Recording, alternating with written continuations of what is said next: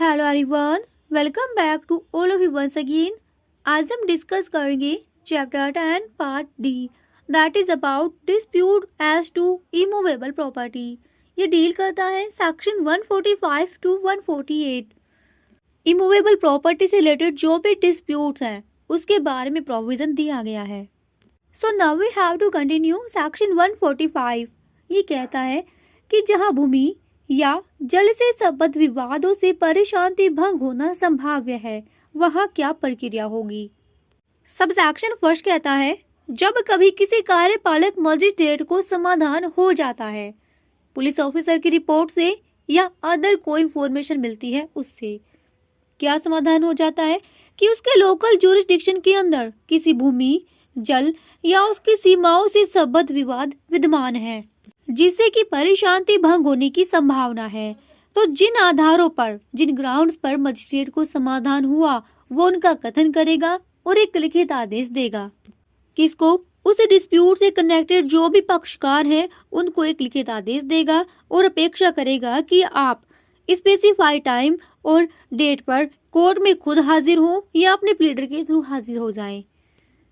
और उस डिस्प्यूट की विषय वस्तु पर, विषय वस्तु क्या थी? भूमि, जल या उसकी सीमाएं थी। ठीक है, तो उस पर वास्तविक कब्जे के तथ्य के बारे में आप अपने अपने दावों का लिखित कथन, रिटन स्टेटमेंट पेश कर दीजिए जिससे ये पता चल सके कि डिस्प्यूट के समय एक्चुअल पोजीशन है किसका। नाउ सब सेक्शन 2 ये कहता है कि भूमि और जल में क्या क्या शामिल होगा। तो इसमें कोई बिल्डिंग, मार्केट, फिशरीज, फसल और भूमि की अन्य उपज भी शामिल होगी। और ऐसी किसी प्रॉपर्टी से रेंट या प्रॉफिट मिल रहा है तो वो भी भूमि या जल में शामिल होगा। ठीक है, अब सब सेक्शन फर्स्ट में जो लिखित आदेश दिया गया उसकी तामीली कैसे की जाएगी। तो सब सेक्शन 3 कहता है कि इस आदेश की तामील उसी तरीके से की जाएगी जो समन की तामील का तरीका है। तो देखते हैं सब सेक्शन 3। ये कहता है कि इस आदेश की एक प्रति की तामील इस संहिता द्वारा समनों की तामील के लिए उपबंधित रीति से ऐसे व्यक्ति या व्यक्तियों पर की जाएगी जिन्हें मजिस्ट्रेट निर्दिष्ट करे, और कम से कम उसकी एक कॉपी जो भी विवाद है, जो भी डिस्प्यूट है उसकी विषय वस्तु पर, मतलब जिस भी भूमि या जल को लेकर विवाद था उस पर, या उसके निकट किसी ऐसे स्थान पर प्रकाशित की जाएगी जो आसानी से देखी जा सके, सहदर्शी स्थान पर लगा दी जाएगी।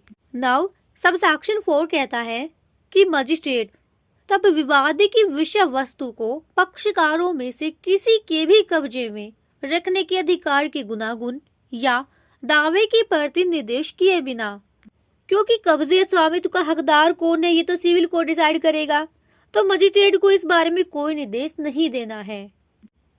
तो मजिस्ट्रेट जो है कब्जे के अधिकार के गुनागुन या दावे की प्रति निर्देश किए बिना उन कथनों को विचार में लेगा। कौन से कथन? जो रिटन स्टेटमेंट पेश किए गए हैं उनका परिशीलन करे। ठीक है, विचार में लेगा, पक्षकारों को सुनेगा और ऐसे सभी एविडेंस लेगा जो उनके द्वारा पेश किए गए हैं, और ऐसा फर्दर एविडेंस भी अगर कोई हो तो उनको लेगा जो भी वो आवश्यक समझे। अगर पॉसिबल हो तो ये डिसाइड करेगा कि जिस दिन उसने आदेश दिया था उस तारीख पर क्या उन पक्षकारों में से कोई विवाद की विषय वस्तु पर कब्जा रखता था या नहीं, और यदि कोई पक्षकार कब्जा रखता था तो वो कौन सा पक्षकार था वो ये डिसाइड करेगा। इसका जो प्रोविजो है वो कहता है कि अगर मजिस्ट्रेट को लगता है कि जिस दिन उसे पुलिस ऑफिसर की रिपोर्ट मिली थी या अदर कोई इंफॉर्मेशन मिली थी उस तारीख से ठीक पहले 2 महीने के अंदर किसी पक्षकार को बाय फोर्स या रॉन्गफुली बेकब्जा किया गया है, या उस तारीख के बाद और उपधारा 1 में मजिस्ट्रेट ने जो ऑर्डर दिया था उस आदेश की तारीख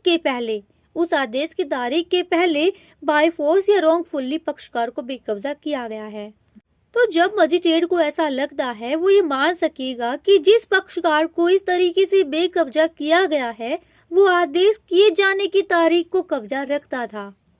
ठीक है, तो मजिस्ट्रेट ये मान लेगा कि उसी पक्षकार का एक्चुअल पोजीशन है जिसको बेकब्जा किया गया है। अब देखते हैं सब सेक्शन 5। इसमें मजिस्ट्रेट के द्वारा अपने आदेश को रद्द करने और आगे की कार्यवाहियों को रोक देने का प्रावधान किया गया है। सब सेक्शन 5 सेज दैट इस धारा की कोई भी बात हाजिर होने के लिए ऐसे अपेक्षित किसी पक्षकार को या हितबद्ध अन्य व्यक्ति को ये दर्शित करने से नहीं रोकेगी कि इस तरीके का जो डिस्प्यूट है वो वर्तमान नहीं है या नहीं रहा है। तो जब पक्षकार या हितबद्ध व्यक्ति मजिस्ट्रेट से प्रार्थना करे कि अब उनके बीच पहले जैसा कोई डिस्प्यूट नहीं रहा है, तब मजिस्ट्रेट जो है अपने उस आदेश को रद्द कर देगा और आगे की सभी कार्यवाहियों को रोक देगा। नाउ सब सेक्शन 6, इसमें मजिस्ट्रेट दो तरह के आदेश देगा, एक घोषणात्मक और दूसरा निषेधात्मक। दो खंड दिए गए हैं इसमें, ए और बी। ए कहता है कि अगर मजिस्ट्रेट ये डिसाइड करता है कि जो भी विवाद की विषय वस्तु है उस पर किसी पक्षकार का कब्जा था, या वो ये डिसाइड करता है कि सब सेक्शन 4 में ऐसा कब्जा माना जाना चाहिए, तो मजिस्ट्रेट ये घोषणा करने वाला आदेश देगा कि वो पक्षकार उस विषय वस्तु पर तब तक कब्जा करने का हकदार है जब तक कि विधि के सम्यक अनुक्रम में उसे बेदखल ना कर दिया जाए। तो ऐसी घोषणा करते हुए मजिस्ट्रेट आदेश दे देगा और इसके साथ ही एक निषेधात्मक आदेश भी जारी करेगा कि जब तक विधि के सम्यक अनुक्रम में उस पक्षकार को बेदखल ना कर दिया जाए तब तक उसके कब्जे में किसी भी प्रकार का विघ्न नहीं डाला जाएगा। तो मजिस्ट्रेट एक घोषणात्मक और एक निषेधात्मक आदेश जारी कर देगा और जिस पक्षकार को बाय फोर्स या रॉन्गफुली बेकब्जा किया गया है उसको कब्जा लौटा सकता है। इसकी बी क्लोज कहती है कि इस उपधारा के अधीन दिया गया आदेश उपधारा 3 में जो रीति बताई गई है उसी रीति से तामीली और प्रकाशित किया जाएगा। ठीक है, तो समन की तामीली की तरह तामीली की जाएगी। सब सेक्शन 7 कहता है जब कार्यवाही के दौरान किसी पक्षकार की मृत्यु हो जाती है तो मजिस्ट्रेट जो है उस पक्षकार के विधिक प्रतिनिधि को कार्यवाही का पक्षकार बना सकेगा और जांच चालू करेगा। अब अगर इस बारे में कोई प्रश्न उठता है कि उसका विधिक प्रतिनिधि है कौन, तो जो भी व्यक्ति उसका विधिक प्रतिनिधि होने का दावा कर रहे हैं उन सब व्यक्तियों को कार्यवाही का पक्षकार बना दिया जाएगा। अब देखते हैं सब सेक्शन 8। ये कहता है कि अगर मजिस्ट्रेट का ये ओपिनियन है कि वो संपत्ति जो इस धारा के अधीन उसके समक्ष लंबित कार्यवाही में विवाद की विषय वस्तु है, तो मजिस्ट्रेट को लगता है कि वो संपत्ति कोई फसल है या अन्य उपज है जो कि स्पीडी और डी के नेचर की है, तब मजिस्ट्रेट ये आदेश दे सकता है कि उस संपत्ति को प्रॉपर कस्टडी में रखा जाए या उसको बेच दिया जाए। और अगर कोई जांच चल रही थी तो उसके समाप्त होने पर यह आदेश दे सकता है कि या तो इस प्रॉपर्टी को या इसे बेचने से जो भी आगम प्राप्त हुए हैं उन्हें डिस्पोज कर दिया जाए। नाउ सब सेक्शन 9 ये कहता है कि अगर मजिस्ट्रेट ठीक समझे तो वो अंडर दिस सेक्शन कार्यवाहियों की किसी भी स्टेज पर पक्षकारों में से किसी के आवेदन पर साक्षी के नाम समन जारी कर सकता है कि वो हाजिर हो या कोई डॉक्यूमेंट या चीज पेश कर दे। लास्ट में सब सेक्शन 10 कहता है कि इस धारा की कोई भी बात धारा 107 के अधीन कार्यवाही करने वाले मजिस्ट्रेट की शक्ति का अल्पीकरण करने वाली नहीं समझी जाएगी। तो सेक्शन 145 कंप्लीट हुआ। नाउ सेक्शन 146 ये विवाद की विषय वस्तु को कुर्क करने की और रिसीवर अपॉइंट करने की मजिस्ट्रेट की शक्ति को बताता है। जब भी मजिस्ट्रेट उचित और आवश्यक समझे वो विवादग्रस्त विषय वस्तु को तब तक के लिए कुर्की का आदेश दे सकता है जब तक कि उस संपत्ति पर कब्जे के हक के बारे में कंपिटेंट कोर्ट के द्वारा पक्षकारों के अधिकारों का निश्चय नहीं कर दिया जाता। सब सेक्शन 1 जो है ऐसी 3 परिस्थितियां बताता है जब मजिस्ट्रेट विवाद की विषय वस्तु को कुर्क कर सकता है। पहली परिस्थिति ये है यदि मजिस्ट्रेट धारा 145 की उपधारा 1 के अधीन आदेश जारी करने के बाद किसी समय एट एनी टाइम मामले को आपत्तिक समझता है, वो ये कंसीडर करता है कि ये जो मामला है वो आपत्तिक है। दूसरी परिस्थिति ये है यदि मजिस्ट्रेट ये डिसाइड करता है कि पक्षकारों में से किसी का भी कब्जा उस टाइम पर नहीं था। तीसरी परिस्थिति ये है यदि मजिस्ट्रेट अपना समाधान ही नहीं कर पाता कि उस समय उनमें से किस पक्षकार का कब्जा विवाद की विषय वस्तु पर था। ठीक है, तो ऐसी परिस्थिति में मजिस्ट्रेट विवाद की विषय वस्तु को तब तक के लिए कुर्क कर सकता है जब तक कि कोई जब तक कि कोई सक्षम न्यायालय अवधारण नहीं कर देता कि उस विषय वस्तु पर कब्जे का हकदार व्यक्ति कौन है। तो मजिस्ट्रेट उस विषय वस्तु को तब तक के लिए कुर्क कर सकता है। प्रोविसो कहता है कि यदि मजिस्ट्रेट को समाधान हो जाए कि विवाद की विषय वस्तु के बारे में परिशांति भंग होने की कोई संभावना ही नहीं रही, तो वो किसी भी समय कुर्की को वापस भी ले सकता है। नाउ सबसेक्शन 2 ये कहता है कि जब मजिस्ट्रेट विवाद की विषय वस्तु को कुर्क करता है, तब यदि कोई रिसीवर किसी सिविल कोर्ट ने अपॉइंट नहीं किया है, तो मजिस्ट्रेट को पावर होगी कि वो ऐसे इंतजाम कर सकता है जो भी उस संपत्ति की देखभाल के लिए वो उचित समझे। तो मजिस्ट्रेट जो है वो रिसीवर अपॉइंट कर सकता है और उस रिसीवर को मजिस्ट्रेट के नियंत्रण में रहते हुए, उसके कंट्रोल में रहते हुए वे सभी पावर्स होंगी जो सीपीसी में अपॉइंट रिसीवर की होती हैं। अब प्रोविसो कहता है कि यदि सिविल कोर्ट के द्वारा बाद में कोई रिसीवर अपॉइंट कर दिया जाता है, तो मजिस्ट्रेट जो है अपने द्वारा अपॉइंट किए गए रिसीवर को यह आदेश देगा कि भाई आप विवाद की विषय वस्तु का कब्जा सिविल कोर्ट के द्वारा अपॉइंट रिसीवर को दे दीजिए और उसके बाद अपने द्वारा अपॉइंट किए गए रिसीवर को वो डिस्चार्ज कर देगा और ऐसे अन्य आनुषंगिक या परिणामिक आदेश भी कर सकेगा जो न्याय संगत हो। अब देखते हैं सेक्शन 147 ये बात करता है भूमि या जल के उपयोग के अधिकार से संबद्ध विवाद के बारे में। 145 में क्या था, वहां भूमि या जल की सीमाओं को लेकर विवाद था और यहाँ 147 में डिस्प्यूट किस बात का है, भूमि या जल के उपयोग के अधिकार को लेकर विवाद है। उपधारा 1 कहती है जब किसी कार्यपालक मजिस्ट्रेट को समाधान हो जाता है पुलिस ऑफिसर की रिपोर्ट से या अदर कोई इंफॉर्मेशन मिलती है उससे, क्या समाधान हो जाता है कि उसके लोकल ज्यूरिसडिक्शन में किसी भूमि या जल के उपयोग के अधिकार के बारे में विवाद वर्तमान है, चाहे ऐसे अधिकार का दावा सुखाचार के रूप में किया गया हो, ठीक है, या अदरवाइज कैसे भी वो डिस्प्यूट ऐसा है जिससे परिशांति भंग होने की संभावना है, तो मजिस्ट्रेट जो है उन आधारों का कथन करते हुए, कौन से आधार जिन पर उसे समाधान हुआ, ठीक है, कथन करते हुए एक लिखित आदेश देगा और लिखित आदेश के जरिए उस डिस्प्यूट से कनेक्टेड जो भी पार्टीज हैं उनसे रिक्वायर करेगा कि आप स्पेसिफाइड टाइम और डेट पर स्वयं या अपने प्लेडर के थ्रू कोर्ट में हाजिर हो जाएं और अपने अपने दावों का रिटन स्टेटमेंट पेश करें।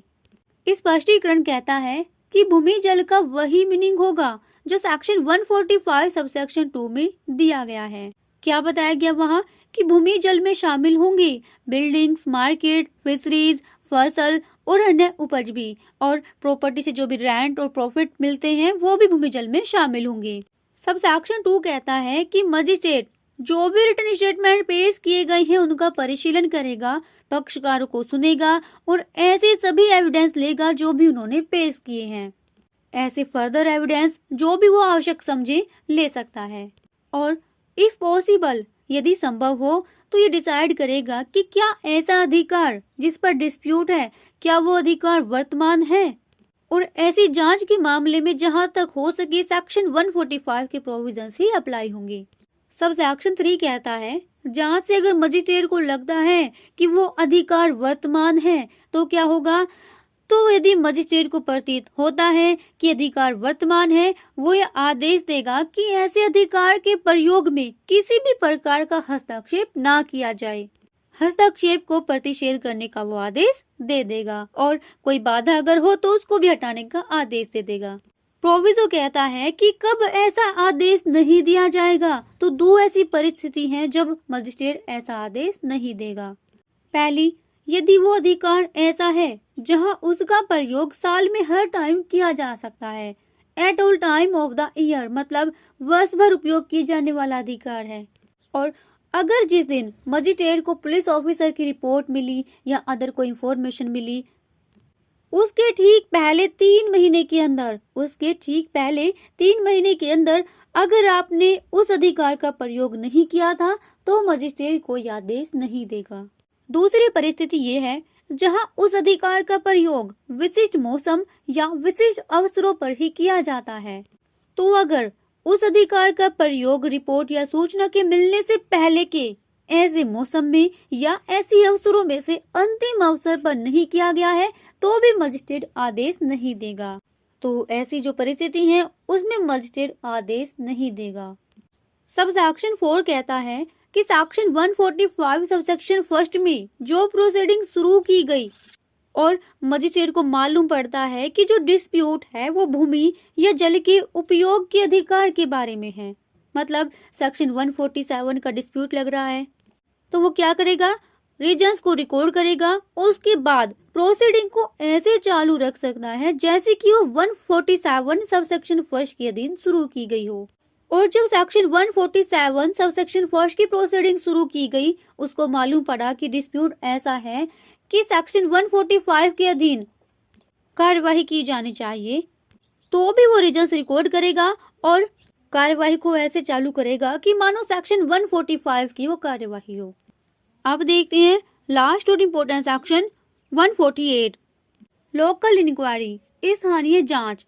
लोकल इंक्वायरी सेक्शन 148 और लोकल इन्वेस्टिगेशन है सेक्शन 139 में।